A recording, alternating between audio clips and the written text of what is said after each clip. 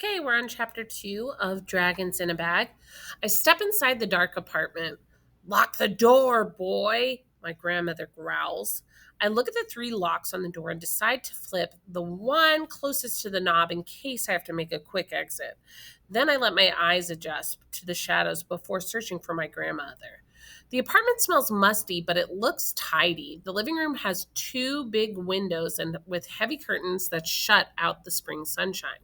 I shrug off my book bag and set it down by the door. I figure if things don't work out here, I can always run away and hope the Patels will take me in.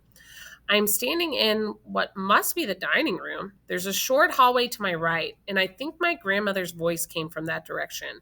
Light spills in the hallway, and a moment later, I hear pots and pans clanging. Figure my grandmother must be getting ready to cook something, so I move over to the kitchen and stand in the doorway. My grandmother is wearing a purple velour housecoat that clashes with the orange and green wallpaper in the kitchen. The housecoat must be old because the fabric is worn thin at the elbows and around the butt area. I'm guessing my grandmother sits a lot, though I didn't see a television in the living room. Right now, she's standing at the sink peering into a cupboard that looks pretty empty. "You hungry?" she asks in a gruff voice. "No, ma'am," I reply.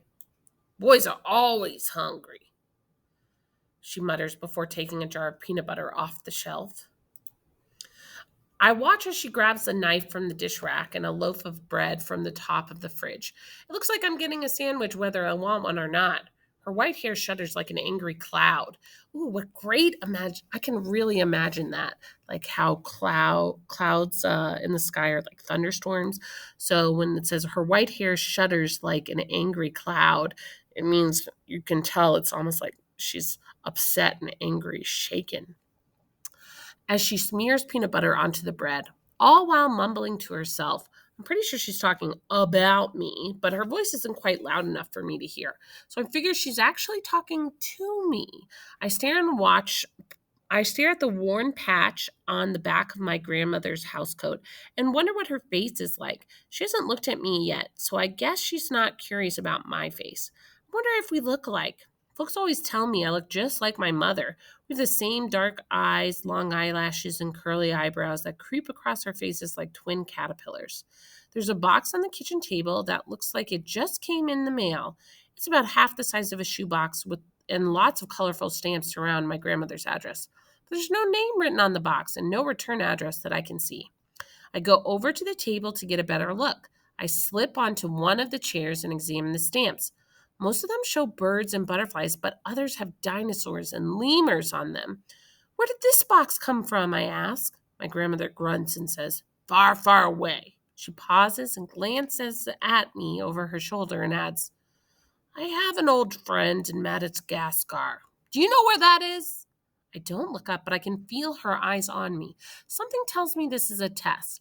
Luckily, I know the answer. "It's an island off the coast of Africa," I reply. She puts down the knife, and for the first time, she turns to really look at me.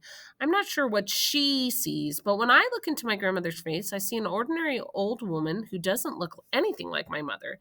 In fact, her eyes are a murky blue black color, and she doesn't have eyebrows at all. She squishes up her face and says, "Boy, what do you know about Africa?"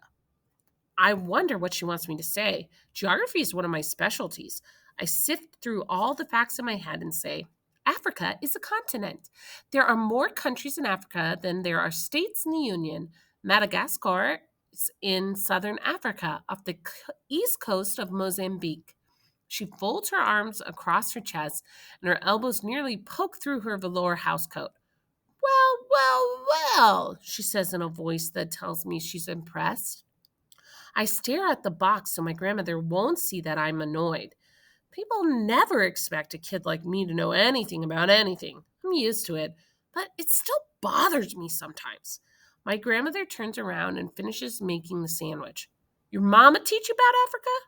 I shake my head, but then I realize my grandmother can't see me, so I say, "No, ma'am, I taught myself."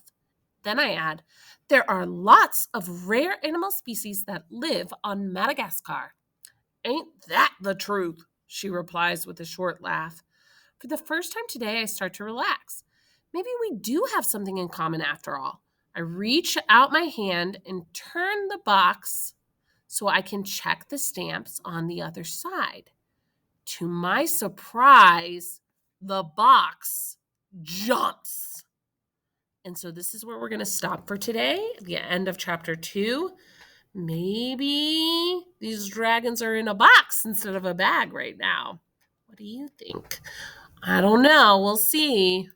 Ooh, actually, there's a little more to chapter 2. My mouth falls open, but I hide my surprise when my grandmother turns around and brings the sandwiches over to the table. She sets the plate down, then eases herself onto a chair. Eat, she says before shoving the plate closer to me. I'm not really hungry, but I figure it's probably easier to just do as I'm told. I take half the peanut butter sandwich off the plate and keep my eye on the box. The peanut butter is thick, and it takes a long time for me to swallow just one bite. I glance over at my grandmother and see in her eyes that she's laughing at me. You need a beer to wash that down, she says. Why don't you grab a bottle from the fridge? Beer? I'm 9 years old. I figure I'll just see what's inside the fridge and pour myself a glass of milk instead. I push back my chair and take 3 steps across the kitchen. I have to tug hard to open the fridge door, and the only thing inside is a head of wilting cabbage and a 6-pack of root beer. Want one? I ask her. Sure, she says. Why not? So, root beer doesn't have alcohol in it, guys. I grab 2 bottles and close the fridge door. That's when I noticed the box has moved from the kitchen table to the counter. I didn't hear my grandmother make a sound, but the box is definitely out of reach now. I set 1 bottle of beer in front of my grandmother and watch as she twists off the cap before taking a swig. Ah, she says when she swallowed. Nothing like a cold beer first thing in the morning. The clock on the wall reads 11:20, but I don't tell my grandmother that. I just sit down and open my own bottle of root beer. I take a small sip and watch the box on the counter. I think I see it move a fraction of an inch, but maybe my eyes are playing a trick on me. Maybe my grandmother just moved the box so I wouldn't get any peanut butter on it. Or maybe she doesn't want me to know what's inside. I feel my grandmother watching me, so I look down at my sandwich instead. I force myself to pick it up and take another bite. Not hungry, she asks. When I shake my head, she helps herself to another half of my sandwich. With her mouth full, she asks, You like to read, boy? I nod and she continues, Good. I got plenty of books. No TV, but you can read any book that's in this apartment.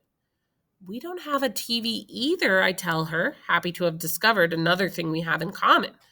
Oh, yeah, she replies. I guess your mama didn't forget everything I taught her. I glance at the box again. This time, I'm sure I see it move. My grandmother gets up suddenly and puts the lid back on the jar of the peanut butter before returning it to the cupboard. She slams the door shut and says, I need to make a phone call. When you're finished eating, just go on in the living room and find yourself a book. Understand? Yes, ma'am. And quit calling me ma'am, she snaps. It's getting on my nerves. Sorry, Grandma. I don't know if it's the peanut butter or the strangeness of that word that makes me choke. I take a quick sip of root beer and look up to see my grandmother's shocked face staring at me. Boy, I ain't your granny. Now it's my turn to look shocked. You're not? I stammer. Did Mama run off and leave me with a total stranger? Well, what should I call you then? I ask. She grunts and pushes in the chair.